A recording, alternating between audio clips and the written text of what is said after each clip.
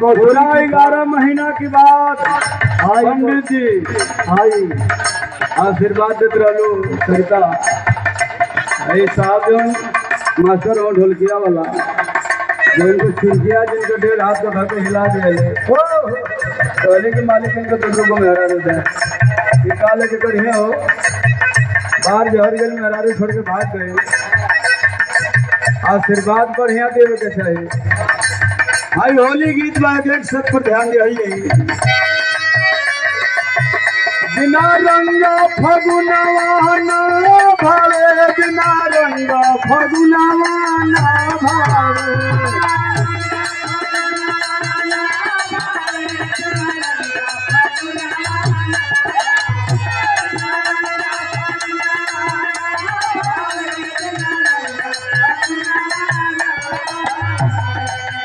बिना रंगा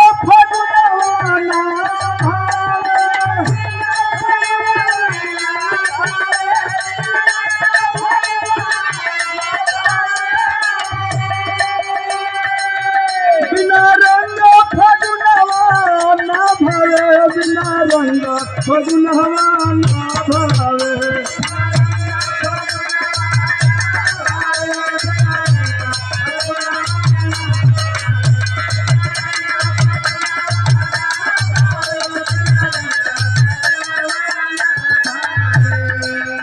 अरे चूड़ी बिना नहीं कंगना भावे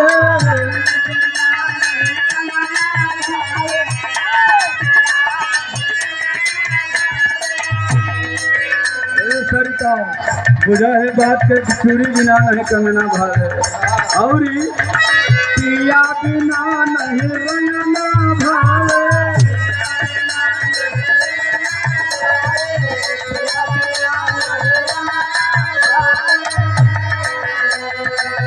बिना काजल नयनवा ना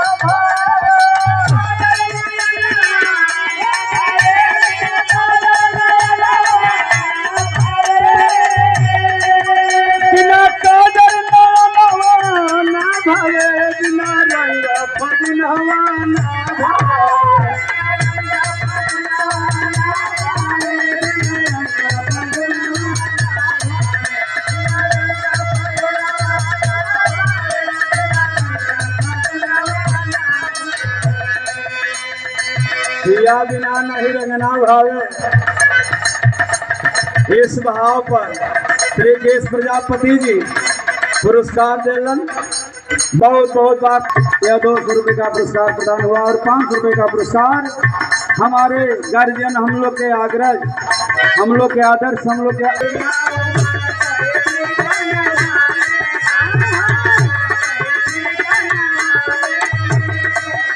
अरे पीता न भावे हो पीता न भावे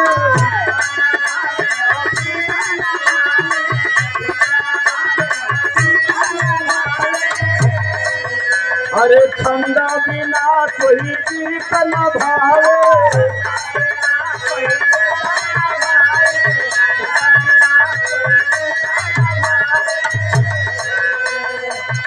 बिना प्रेम मिलनवा न भावे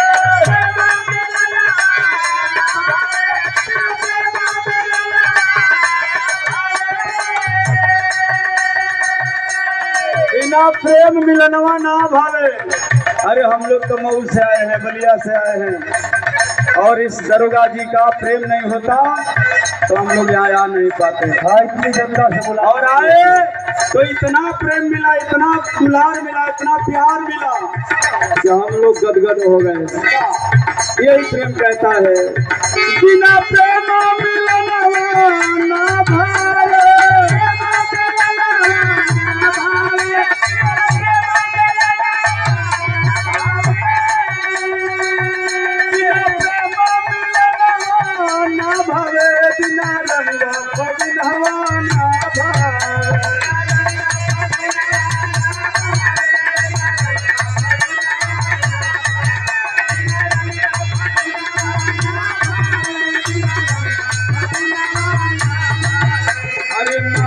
बिना नहीं हरवा न भावे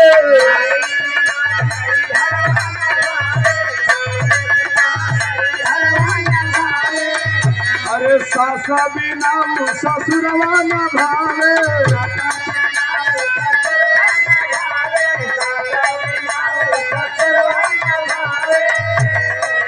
बिना लाला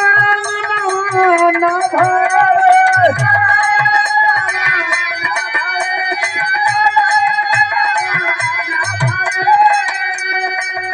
बिना लाला न भावे बिना रंग फगुनवा न भावे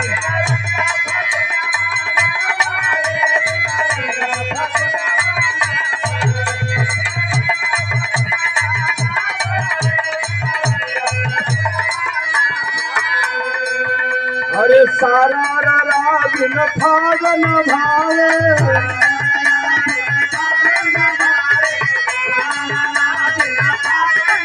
अरे फागन भावे हो फागन भावे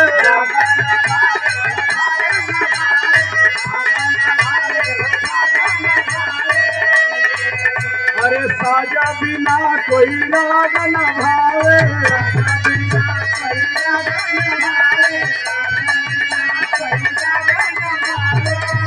अरे रागा न भावे हो रागा न भावे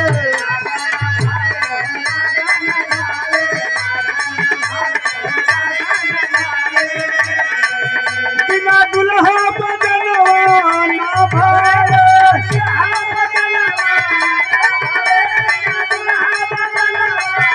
बिना दुल्हा बदलवा न भावे बिना रंग फगुनवा न भावे